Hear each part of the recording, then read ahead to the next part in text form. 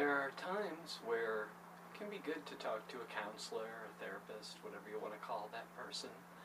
But I also think it's good to be your own therapist, and you don't need to be formally trained. I have a Master of Counseling degree and I actually used to work as a therapist, but I believe that a lot of the most therapeutic people in my life have been those who've just been able to listen. And a lot of times I feel that we are kind of conditioned to give away our power to other people, and so if we're not feeling well, our thoughts can be, well, I need someone else to make me feel better. But there's also this dichotomy that exists within us between the part that is confused and in doubt or controlled by ego, and then there's the other part that knows what's going on, the higher self, the wise self. Because whenever you get good guidance, you only know that it's good because it resonates with what you already know.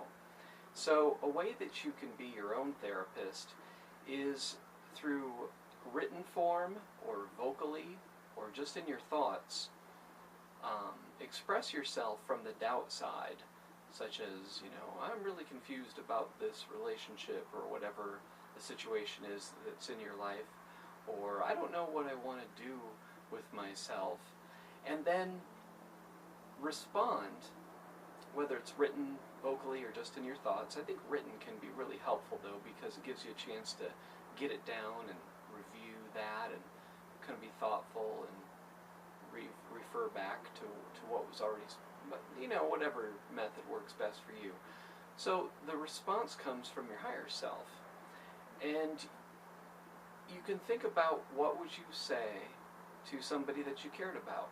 And a lot of times, because of ego, we have resistance to caring about ourselves as much as we may care about others, but you can apply that nurturing energy in terms of a higher self response to your doubting self. And then your doubting self replies, and then your knowing self responds again, and you just start a dialogue until you feel resolution. So, this could be something that goes back and forth for about 10 sentences, or it could be something that goes on for many pages that could fill a book. But whatever it takes, I believe that a lot of times we know more than we think we do because of the doubting side, because of the ego side that says we're confused or we're screwed up, or whatever negative messages are coming from the negative thinking that is causing the suffering. So wanted to pass along this technique. It could be used in addition to counseling if you want to get counseling, or it could be something that you find works better than counseling for you. Thing with counseling is it has to be the right person, because no matter how someone's trained, they always have a certain bias as to how they go about the process.